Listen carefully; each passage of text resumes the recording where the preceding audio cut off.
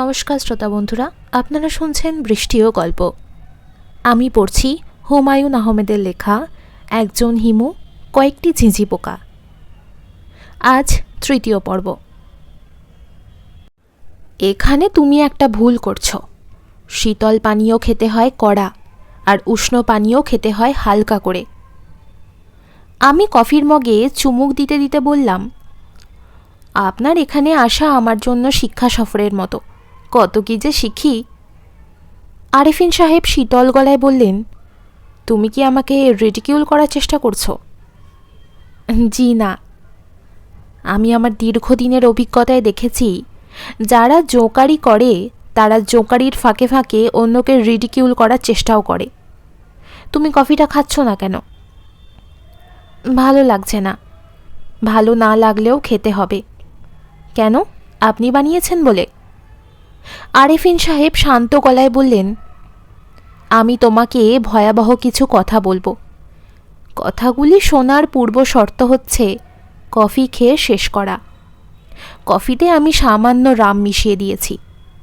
এই রাম তোমার নার্ভকে স্টেবল রাখতে সাহায্য করবে। আমি যে কথাগুলো বলবো তা শোনার জন্য নার্ভ স্টেবল থাকা দরকার। আমি যে 5 পেগ হুইস্কি খেয়েছি, এই কারণেই খেয়েছি। 5 পেগ হুইস্কি আপনাকে কিছু করতে পারছে বলে মনে হচ্ছে না। আমি খুব শক্ত নার্ভের মানুষ। কতটা শক্ত তা তুমি আন্দাজও করতে পারবে না। যাই হোক, কফিটা তাড়াতাড়ি শেষ করো। কফি খাবো না। রামদেবা কফি খেয়ে অভ্যাস নেই। আমার গা কেমন যেন করছে। শেষটায় ময়ূরের মতো নাচতে শুরু করলে কেলেঙ্কারি। Young man, don't try to be funny. খালু সাহেব, আপনি কি বলতে চাচ্ছেন বলে ফেলুন। আমার নার্ভ আপনার মতো শক্ত না হলেও খারাপ না। প্লাস্টিকের নার্ভ, কোনো কিছুতেই এফেক্ট করে না। তুমি দয়া করে আমাকে খালু সাহেব ডাকবে না। খালু সাহেব শুনতে ভালো লাগে না। আমাকে নাম ধরে ডাকতে পারো, কোনো সমস্যা নেই। নাম ধরে ডাকতে খারাপ লাগলে আরেফিন সাহেবও বলতে পারো। আপনাকে নাম ধরে ডাকলে মালিহা খালা রাগ করবেন। আরেফিন সাহেব অনেকক্ষণ আমার দিকে তাকিয়ে থেকে বললেন, তোমার মালিহা খালা রাগ করবে না। রাগ করার মতো অবস্থা তার না। তিনি মারা গেছেন। She is dead like a log. আমি তাকিয়ে আছি। আরেফিন সাহেব বেশ স্বাভাবিক ভঙ্গিতে খালি গ্লাস নিয়ে রান্নাঘরের দিকে গেলেন। গ্লাস ভর্তি করে ফিরে এলেন। গ্লাসে বরফের টুকরো ভাসছে। গোল করে কাটা লেবুর স্লাইস ভাসছে।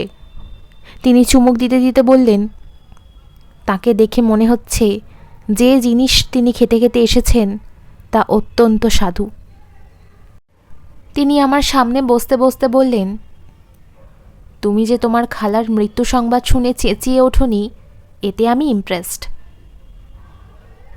মৃত্যু এমন কোনো অস্বাভাবিক ব্যাপার না।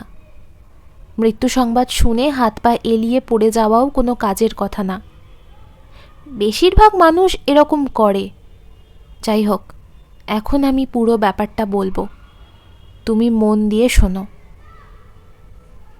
খালার ডেড বডি কি ঘরে আছে? ঘরে আছে মানে? রীতিমতো সিলিং ফ্যান থেকে ঝুলছে। রুচিকর দৃশ্য না বলেই তোমাকে দেখতে বলছি না। তারপরও দেখতে চাইলে বসার ঘরে জানালা ফাঁক করে পর্দা সরিয়ে দেখে আসতে পারো। দেখতে চাও? না। 1 পেগ হুইস্কি খেয়ে দেখবে। এই সব পরিস্থিতিতে হুইস্কি টনিকের মতো কাজ করে। হুইস্কি খাবো না, কিন্তু সিগারেট খেতে পারি। আপনার কাছে কি সিগারেট আছে? আরেফিন সাহেব সিগারেট কেস এবং লাইটার এনে দিলেন। আমি সিগারেট ধরতে ধরতে বললাম, খুনটা কি আপনি করেছেন? আরেফিন সাহেব গ্লাসে চুমুক দিতে দিতে বললেন, তোমার এরকম সন্দেহ হচ্ছে? হ্যাঁ। এরকম সন্দেহ হবার কারণ কি? আমি খুব স্বাভাবিক আছি এই কারণে। ঘরে ডেড বডি রেখে ময়ূরের গল্প করছি, হুইস্কি খাচ্ছি, গেস্টকে কফি বানিয়ে খাওয়াচ্ছি। আমাকে খুনি ভাবার পেছনে আমার এই সব কর্মকাণ্ড কি কাজ করছে? বুঝতে পারছি না, হঠাৎ মনে হচ্ছে বলে বললাম। হঠাৎ বলে কিছু নেই। পৃথিবীটা হচ্ছে কজ অ্যান্ড এফেক্টের পৃথিবী। প্রথমে কজ, তারপর এফেক্ট। হুট করে তুমি কাউকে খুনি ভাববে না, সেই ভাবনার পেছনে অবশ্যই কজ থাকতে হবে। খালা মারা গেছেন কখন? আমি ডেড বডি ডিটেক্ট করি সন্ধ্যা 7:25। আমার মনে হয় মৃত্যুর আগে তোমার খালা তোমার সঙ্গেই শেষ কথা বলেছে। পুলিশকে খবর দিয়েছেন? না, সব গুছিয়ে নিয়ে পুলিশকে খবর দেব, নয়তো পুলিশ এসে প্রথমেই তোমার মতো প্রশ্ন করবে খুন কখন করেছেন। আমি কি বলছি না বলছি মন দিয়ে শুনবেও না, হ্যান্ডকাফ পরিয়ে নিয়ে যাবে। সব কি গুছিয়ে নিয়েছেন? না, ধাতস্থ হয়ে নিচ্ছি। আমি একা তো গোছাতে পারবো না, তোমাকে নিয়ে গোছাতে হবে। আমি বললাম, ও, বলেই স্থির হয়ে গেলাম। স্পষ্ট বুঝতে পারছি বিরাট বড় যন্ত্রণায় পড়তে চলেছি। ভুল বললাম, বিরাট যন্ত্রণাতে তো এমনিতেই আছি।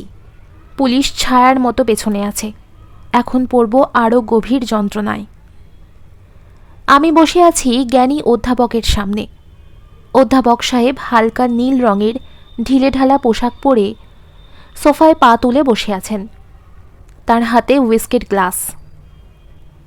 যে বসার ঘরে বসে আছি তার সাজসজ্জাও ইন্টেলেকচুয়াল ধরনের।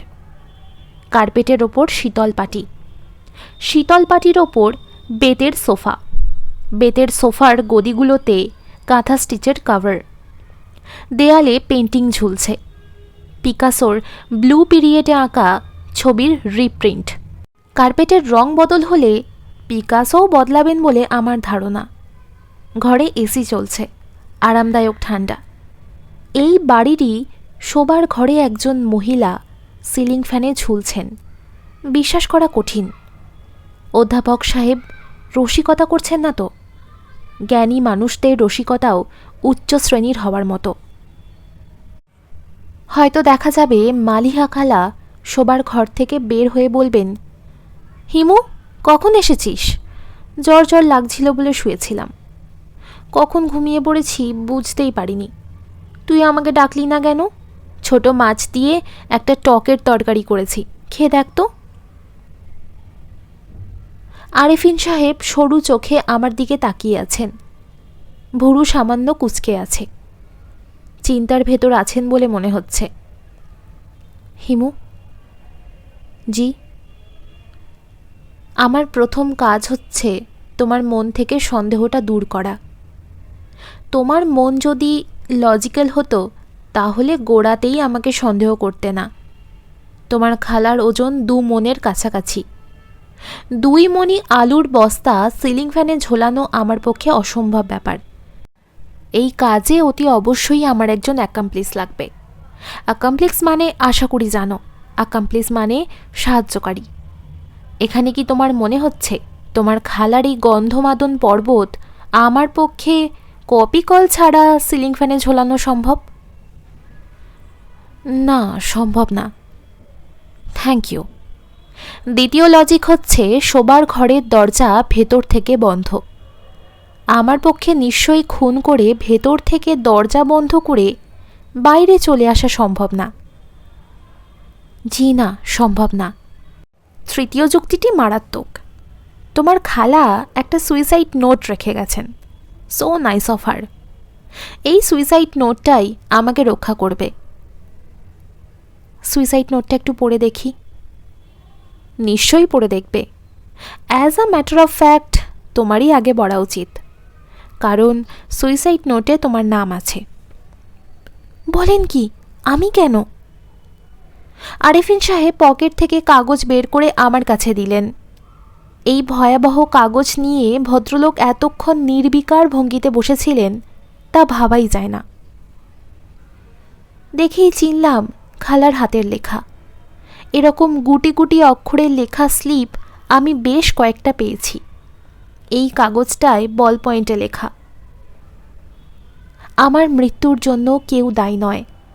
আমার প্রিয়জনদের কাছ থেকে আমি ক্ষমা চেয়ে নিচ্ছি। কেন এমন ভয়াবহ সিদ্ধান্ত নিলাম তা হিমু কিছুটা জানে। ইতি মালিহা বেগম। আরেফিন সাহেব আমার দিকে ঝুঁকে এসে বললেন, তোমার খালার মৃত্যু সম্পর্কে তুমি কি জানো দয়া করে আমাকে বলো।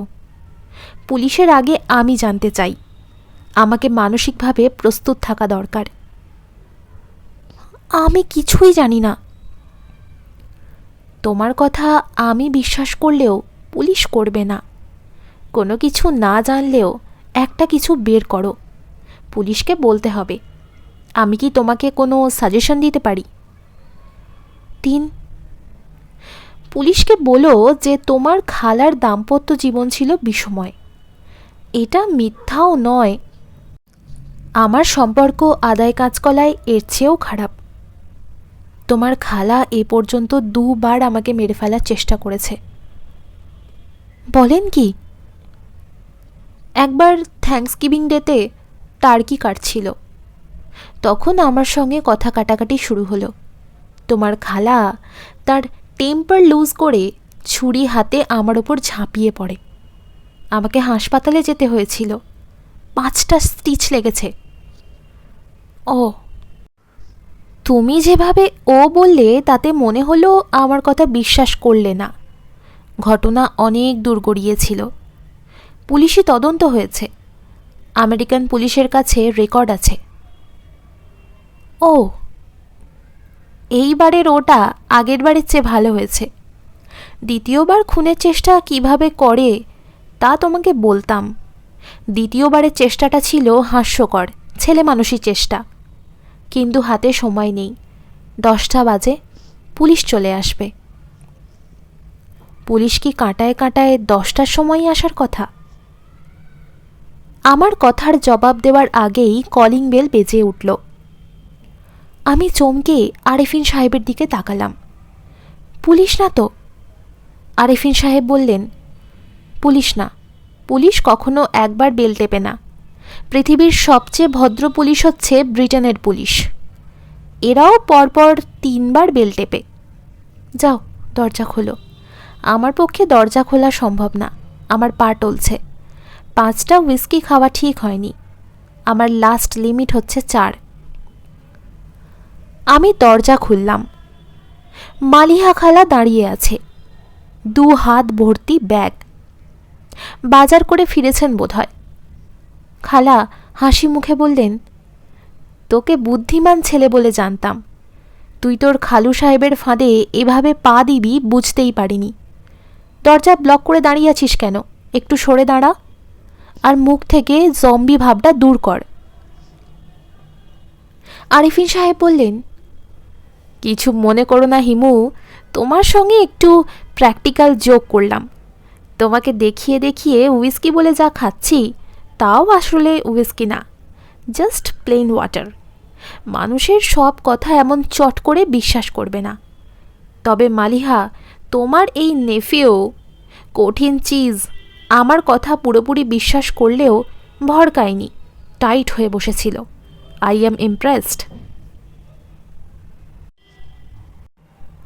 আমার কি উচিত মানুষের সব কথা বিশ্বাস করা? তর্কে যা পাওয়া যায় না তাকে পাওয়া যায় বিশ্বাসে। তর্ক হলো আগুনের মতো, যে আগুনের কাছে এলে বিশ্বাস বাষ্পের মতো উবে যায়। মালিহা খালার বাসা থেকে বের হলাম মন খারাপ করে। খালা এবং তার স্বামী দুজনে মিলে আমাকে বোকা বানিয়েছে। মন খারাপটা সে কারণে না, অন্য কোনো কারণে, যা আমি ধরতে পারছি না। মাথার মধ্যে একই খটকা ঘুরে যাচ্ছে। অস্থির বোধ লাগছে। মনে হচ্ছে কোনো বড় ধরনের সমস্যা আমার জন্য অপেক্ষা করছে। মন বসছে না, কোনো কিছুতেই মন বসছে না। অস্থিরতা বিষয়ে আমার বাবা অ্যালার্জিক ছিলেন। পুত্রের প্রতি যেসব উপদেশ রেখে গেছেন তার একটা অস্থিরতা বিষয়ক। কখনো কোনো অবস্থাতে অস্থির হইবে না। পৃথিবী সূর্যের চারিদিকে ঘূর্ণায়মান। এই ঘূর্ণিতে তুমি কখনো অস্থিরতা পাইবে না। তুমি পৃথিবীর স্বভাব ধারণ করিবে। মানুষ বাদ্যযন্ত্রের মতো। এই বাদ্যযন্ত্র নিয়ত সঙ্গীত তৈরি করে। অস্থির বাদ্যযন্ত্র সঙ্গীত সৃষ্টিতে অক্ষম। কাজেই তোমার জন্য অস্থিরতা নিষিদ্ধ ঘোষণা করা হইল। আমি জানি ইহা জগতের কঠিনতম কর্মসমূহের একটি। বাবা হিমু, কাউকে কাউকে তো কঠিনতম কর্মগুলি করিতে হইবে। আমি পাঞ্জাবির পকেটে হাত দিলাম। পকেটবিহীন পাঞ্জাবিগুলিতে আমি এখন বিরাট বিরাট পকেট লাগিয়েছি। যখন চলাফেরা করি, পকেট ভর্তি জিনিসপত্র নিয়ে চলাফেরা করি। এই মুহূর্তে আমার পকেটে মোবাইল টেলিফোন ছাড়া আর যেসব জিনিসপত্র আছে তা হচ্ছে: 1. একটা দেশলাই। 2. সিগারেটের খালি প্যাকেট। সিগারেট শেষ হয়ে গেছে, প্যাকেটটা ফেলা হয়নি, পকেটে রেখে দিয়েছি। 3. একটা মোমবাতি, বড় সাইজের মোমবাতি, 5 টাকা করে পিস। মোমবাতিটা খুব কাজে লাগে। রাতে কোনো বাসায় গিয়েছি, লোডশেডিংয়ের কারণে কারেন্ট চলে গেল। অমনি ম্যাজিশিয়ানদের মতো পকেট থেকে মোমবাতি বের করলাম। 4. এক শিশি আতর। আতরের নাম মেসকাতে আম্বার। বিসমিল্লাহ হোটেলের মালিক দয়াল খাঁ উপহার হিসাবে আমাকে দিয়েছেন। অতি উৎকট গন্ধ। দয়াল খাঁ বলেছেন, বিশেষ বিশেষ সময়ে এই গন্ধই অপূর্ব লাগে। বিশেষ সময় বের করার জন্যই এই আতরটা দরকার। 5. একটা হ্যান্ডবেল। পিজি হাসপাতালের সামনে দিয়ে যাচ্ছিলাম। বোরকা পরা এক মহিলা হাতে হ্যান্ডবিল ধরিয়ে দিলেন।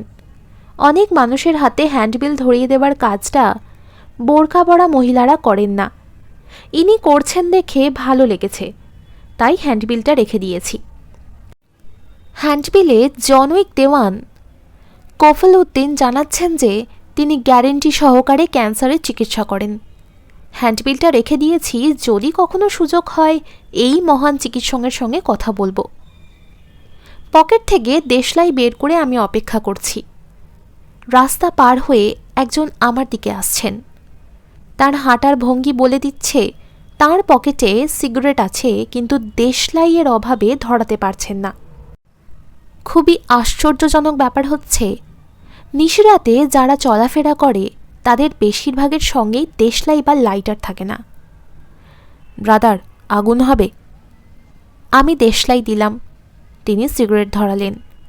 বিচারকের মতো দৃষ্টিতে আমাকে দেখলেন, আমিও তাকে দেখলাম। মুখে হালকা বসন্তের দাগ, ছোট ছোট চোখ। আশ্বিন মাস হলেও চাদর গায়ে দেওয়ার মতো শীত না, কিন্তু তিনি বেশ ভারী একটা চাদর গায়ে দিয়ে আছেন। ভদ্রলোক দেশলাইটা নিজের পকেটে রেখে কিছুই হয়নি ভঙ্গিতে যেদিক দিয়ে এসেছিলেন সেদিকেই রওনা হলেন। আমি তাকে বললাম না, ভাই দেশলাইটা ফেরত দিয়ে যান। ঢাকা শহরের রাত্রের রাস্তায় কিছু মানুষ চলাফেরা করে যাদের কখনোই কিছু বলতে হয় না, তবে এরা আর একটু রাত করে নামে। ইনি সকাল সকাল নেমে পড়েছেন। ট্রাকের পেছনে সাবধানবাণী থাকে, 100 হাত দূরে থাকুন। এদের গায়ে কোনো সাবধানবাণী লেখা থাকে না, তারপরও এদের কাছ থেকে 500 হাত দূরে থাকতে হয়। আমার মন অস্থির হয়ে আছে বলেই বোধহয় লোকটার পেছনে পেছনে যেতে ইচ্ছা করছে। ঘাতক ট্রাকের পেছনে যে ছোট বেবি ট্যাক্সি থাকে তার স্পিডও একসময় বেড়ে যায়। সে চলতে থাকে ট্রাকের পেছনে মাড গার্ডের গা লাগিয়ে। হিমু ভাই না? আমি ঘাড় ঘুরিয়ে দেখি মুসলিম মিয়া, আমার অতি পরিচিত একজন, সাইজে ছোটোখাটো পর্বত। বছর 5 আগে যে মেসে ছিলাম তার বাবুর্চি ছিলেন। আগুনের আঁচ সহ্য হয় না বলে বাবুর্চির কাজ ছেড়ে ব্যবসায় নেমেছিল, ফ্লাস্কে করে চা বেচা, ভ্রাম্যমান টি স্টল। হাঁটাহাঁটিতে শরীর একটু কমবে এই দুরাশাও ছিল। বাংলাদেশের এমন কোনো ব্যবসা নেই যা সে করেনি। গভীর রাতে যখন হাঁটাহাঁটি করছে তখন নিশ্চয়ই নতুন কোনো ব্যবসা। আমারে চিনেছেন? আমি মুসলিম, ফ্লাস্কে কইরা চা বেচতাম। চিনেছি। করেন কি? কিছু করি না। তোমার এখন কিসের ব্যবসা? জিজ্ঞেস কইরেন না ভাইজান, লজ্জা পাবো, তয় চুরি ডাকাতি না। পুড়িয়া বিক্রি? ছি ভাইজান, নেশার জিনিস আমি বেচবো? আমার কথা বাদ দেন। আপনারে দেখা মনে হইতাছে মন অত্যাধিক খারাপ। ঠিকই ধরেছ। ঘটনা কি ভাইজান? একজন আমার দেশলাই নিয়ে চলে গেছে, এই জন্য মনটা খারাপ। মুসলিম পকেট থেকে দেশলাই বের করে আমার দিকে এগিয়ে দিতে দিতে বলল, ধরেন, এইটা সাথে রাখেন। আমি মুসলিম থাকতে আপনি দেশলাইয়ের মতো তুচ্ছ জিনিসের জন্য মন খারাপ করবেন? সিগারেট লাগবো? দাও। মুসলিম আমাকে সিগারেট দিল, আমাকে আড়াল করে নিজেও একটা ধরালো। আমি বললাম, বৃষ্টি হবে মুসলিম। মুসলিম আকাশের দিকে তাকিয়ে বলল, আসমান ফকফকা, বৃষ্টি হইব না। আমার মন বলছে হবে, আপনার মন বললে অবশ্যই হবে, আপনার কথা ভিন্ন। প্রথম বৃষ্টিতে ভিজলে কি হয় জানো? যে না, পাপ কেটে যায়, শরীরের ধুলা ময়লার সঙ্গে পাপও ধুয়ে মুছে চলে যায়। ভাইজান, এটা জানতাম না। আপনারে কে বলেছে? কোনো মৌলানা সাহেব বলেছেন? কোনো মৌলানা বলেনি, আমার এক খালু বলেছেন, আরেফিন সাহেব। তিনি অত্যন্ত জ্ঞানী, পৃথিবীর অনেক জ্ঞান তিনি হজম করে বসে আছেন। খালুর কাছে শুনেছি অস্ট্রেলিয়ার কিছু আদিবাসী আছে যাদের ধারণা প্রথম বৃষ্টিতে নগ্ন হয়ে স্নান করলে শরীরের ধুলো ময়লার সাথে পাপও ধুয়ে চলে যায়। ন্যাংটা হইয়া গোসল? তবা, বেসরম জাতি মনে হয়। শরমটা এক এক জাতির কাছে এক এক রকম। রেইন ফরেস্টে কিছু মানুষ বাস করে, এরা নগ্ন হয়ে থাকে, কাপড় পরাকেই এরা শরম মনে করে। এরা মনে করে যে সুন্দর শরীর দিয়ে সৃষ্টিকর্তা এদের পৃথিবীতে পাঠিয়েছেন, কাপড় দিয়ে সেই শরীর ঢাকাই সৃষ্টিকর্তার অপমান। এইটাও কি আপনার খালুজান বলেছেন? ভদ্রলোক বড়ই জ্ঞানী। ওনার কথাটা আমার মনে ধরেছে ভাইজান। আপনি আমারে নিয়ে গেলে একবার ওনার পা ছুঁয়ে কদমবুসি করব, দোয়া নিয়ে আসব। আচ্ছা, নিয়ে যাব। মুসলিম ছোট্ট করে নিঃশ্বাস ফেলে বলল, প্রথম বৃষ্টি রাইতে নামলে ন্যাংটা হইয়া গোসল করতে কোনো অসুবিধা নাই, দিনে নামলে অসুবিধা, পুলিশ ধইরা নিয়ে যাব। তুমি কি ন্যাংটো হয়ে গোসলের কথা ভাবছ? মুসলিম দীর্ঘশ্বাস ফেলে বলল, পাপ এত বেশি করছি ভাইজান যে কিছু পাপ কাটান দেওয়ার অতি প্রয়োজন। একবার পাপ কাটান দিলে আরও পাপ করণ যায়। পাপ কাটান না দিয়া শুধু পাপ করলে অসুবিধা না? অসুবিধা তো বটেই। বৃষ্টিটা রাইতে নামলে জানে বাঁচি, দিনে পাবলিকের ঝামেলা আছে, তারপরে ধরেন আছে পুলিশ। আসল অপরাধী পুলিশ ধরে না, ন্যাংটা ফ্যাংটা পাইলে ধইরা নিয়ে মাইর দেয়। পুলিশ বড় জটিল জিনিস ভাইজান। মুসলিম চিন্তিত চোখে আকাশের দিকে তাকালো। তার মুখে বেশ কয়েকবার পুলিশের কথা শুনে আমার মনে পড়ল জুঁইর বাবার কথা। সেখান থেকে জুঁইর কথা, বেলি ফুলের মালার কথা। অ্যাসোসিয়েশন অফ আইডিয়া, বেলি ফুলের মালার সঙ্গে নিয়ে জুঁইর সঙ্গে দেখা করার কথা। রাত কত হয়েছে কে জানে, ফুলের দোকান কি খোলা আছে? মুসলিম, জি ভাইজান। বাজে কয়টা? সাথে ঘড়ি নাই, তয় ভাইজান রাইত 12টার কম না। ঊর্ধ্ব রাইত 2টা, নিম্নে 12টা। এত রাতে কি কোনো ফুলের দোকান খোলা আছে? ফুল দরকার? বেলি ফুলের 2টা মালা পাওয়া গেলে ভালো হতো। মুসলিম হাসি মুখে বলল, ঢাকা শহরে 3-4টা ফুলের দোকান আছে, সারা রাত খোলা থাকে। আমি বিস্মিত হয়ে বললাম, কেন? ধরেন দুপুর রাইতে হঠাৎ কইরা একটা বিবাহ ঠিক হইল, ফুল দরকার, ফুল পাইব কই? বেলি ফুলের একটা মালার দাম 4 টাকা, রাত 3টার সময় হয় সেই মালার দাম 15 টাকা, 3 গুণ লাভ। চলেন আপনারে মালা কিনা দিই, মালার দাম আমি দেব, রিকোয়েস্ট। ফুলের দোকান একটা না, বেশ কয়েকটাই খোলা। মুসলিম আমাকে 2টো মালা কিনে দিল এবং নিজেও 10টা মালা কিনল। আমি বললাম, তুমি মালা দিয়ে কি করবে? মুসলিম উদাস গলায় বলল, কিছু করব না, শখ হয়েছে কিনে ফেলেছি। শখের জন্য মানুষ খুন করে, আমি 10টা মালা কিনলাম। শখে মানুষ খুন করে? জি করে, আপনার সঙ্গে পরিচয় কইরা দিব, নাম বাহাদুর। আপনি এখন যাইবেন কই? জুঁই নামের একটা মেয়ের বাড়ি যাব, ধানমন্ডি। আমি আগায় দিব?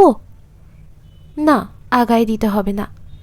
মুসলিম বিব্রত ভঙ্গিতে বলল, ভাইজান, বৃষ্টিতে গোসলের সময় ফুলের মালা কি সঙ্গে রাখা যায়? এটা তো জানি না। ফুলের মালা তো আর কাপড় না, এইটা বোধহয় রাখা যায়। আমি ভাবতেছি ফুলের মালা গলা দিয়া যদি বৃষ্টির মধ্যে নামি। মুসলিম মিয়ার গলার স্বর বদলে গেছে। সে ঘোর লাগা চোখে আকাশের দিকে তাকালো।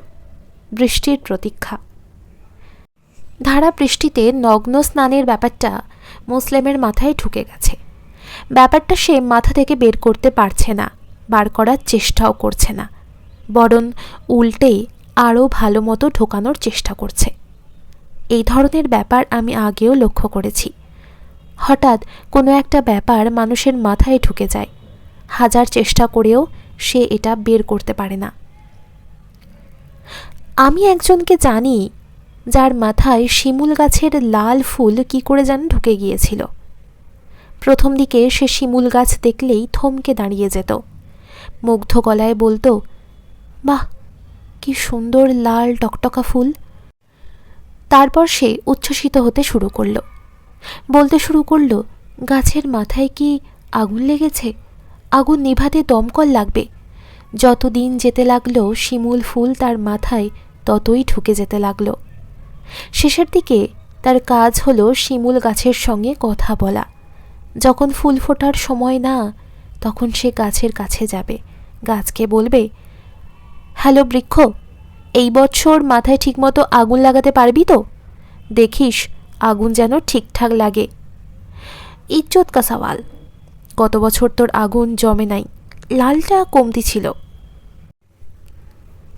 তার আত্মীয় স্বজনরা নানান রকম চিকিৎসার চেষ্টা করল। শেষটায় রাঁচি মানসিক হাসপাতালেও নিয়ে গেল। ডাক্তাররা পরীক্ষা টরীক্ষা করে বললেন কিছু করার নেই। তাকে দেশে ফিরিয়ে আনা হলো, ঘরে তালাবন্ধ করে রাখা হতো। কোনো একটা সুযোগ পেলেই সে ঘর থেকে বের হয়ে শিমুল গাছের মগ ডালে বসে থাকত। শিমুল গাছ থেকে পড়ে গিয়ে ভদ্রলোকের মৃত্যু হয়। গভীর রাতে কোনো বাড়ির গেটের সামনে দাঁড়ালে দারোয়ান তড়াক করে লাফ দিয়ে ওঠে, অত্যন্ত সন্দেহজনক চোখে তাকায়। এই বাড়ির দারোয়ানরা তা করল না, কারণ এরা দারোয়ান না, পুলিশ। পুলিশ সাহেবের বাড়ি, পুলিশ পাহারা দেবে, এটাই স্বাভাবিক। পুলিশের আচরণ দারোয়ানদের মতো হবে না, এটাও স্বাভাবিক। আমি গেটের সামনে দাঁড়াতেই দুজন পুলিশের একজন কাছে চলে এলো এবং খুবই ভদ্র গলায় বলল, কাকে চাচ্ছেন? আমি বললাম, এটা জুঁইদের বাড়ি না?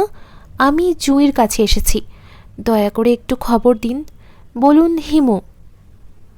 খবর দিতে হবে না, যান ভেতরে যান। পুলিশের ভাবভঙ্গি দেখে মনে হলো জুঁই আগেই গেটে বলে রেখেছে। পুলিশ গলা নিচু করে বলল, বসার ঘরে দরজা খোলা, সবাই আপনার জন্য অপেক্ষা করছে। পুলিশের এই কথার অর্থ আমার কাছে পরিষ্কার হলো না। সবাই আমার জন্য বসে থাকবে কেন? জুঁই বসে থাকতে পারে, সবাই মানে কি? জুঁই এবং তার বাবা, পিতা ও কন্যা। আমি দরজা ঠেলে ঘরে ঢুকে ধাক্কার মতো খেলাম।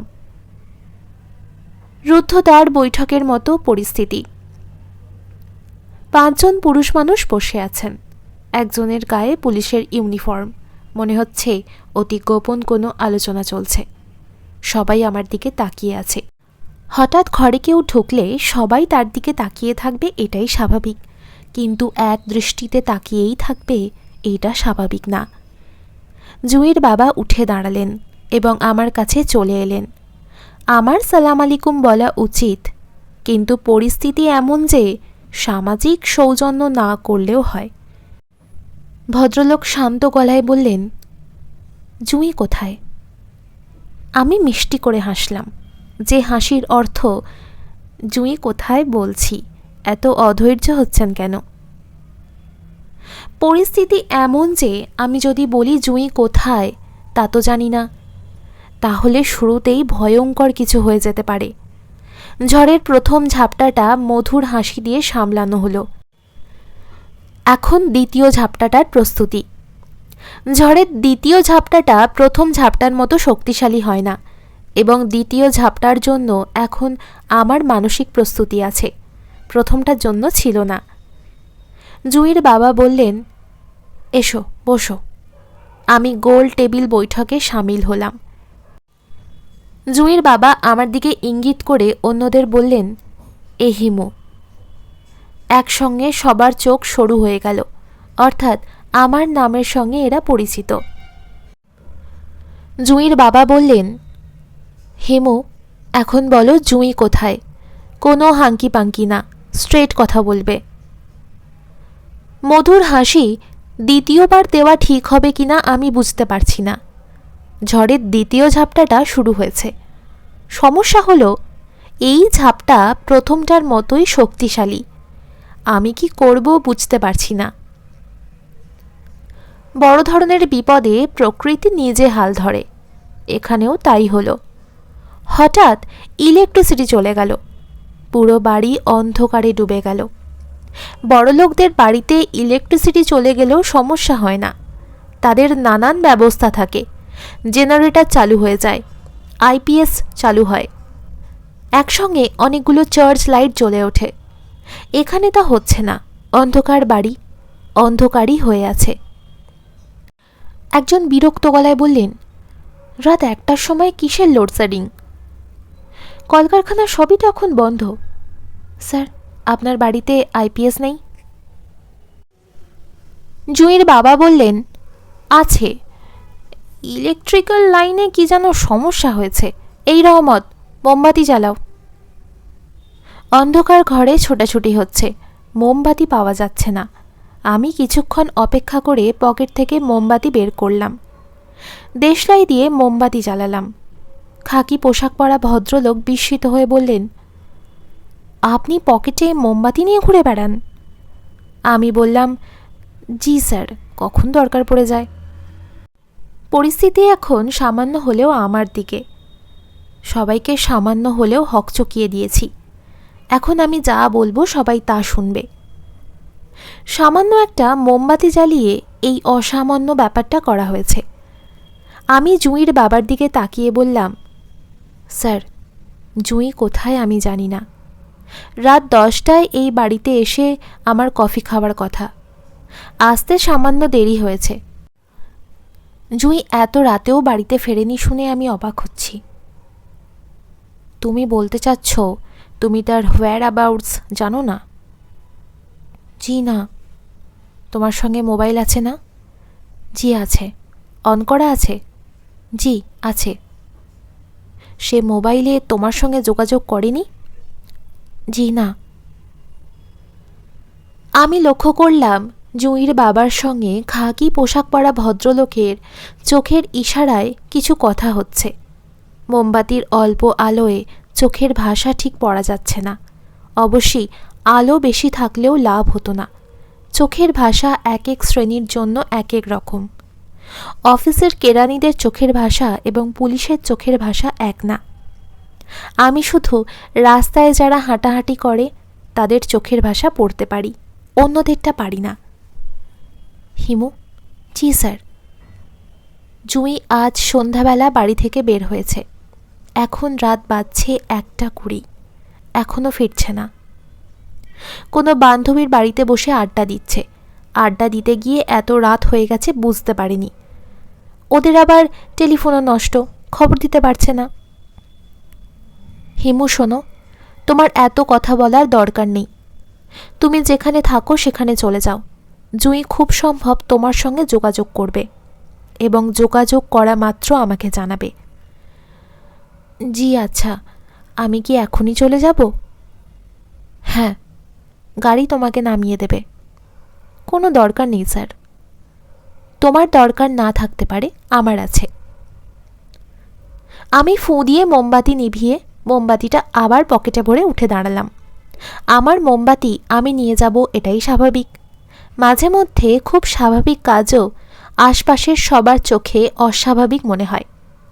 যে 5 জন বৈঠক করছেন তাদের কাছে আমার আচরণ খুবই অস্বাভাবিক লাগছে, তা বুঝতে পারছি। লাগুক অস্বাভাবিক।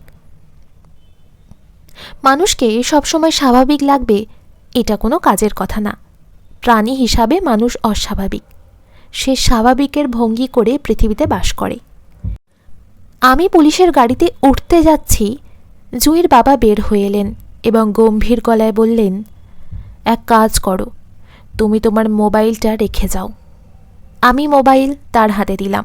তিনি বললেন, পুলিশের গাড়িতে করে তোমাকে পৌঁছে দেওয়া ঠিক হবে না, তুমি হেঁটে চলে যাও।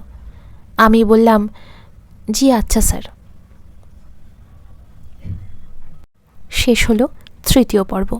গল্পের পরবর্তী অংশ পরবর্তী পর্বে।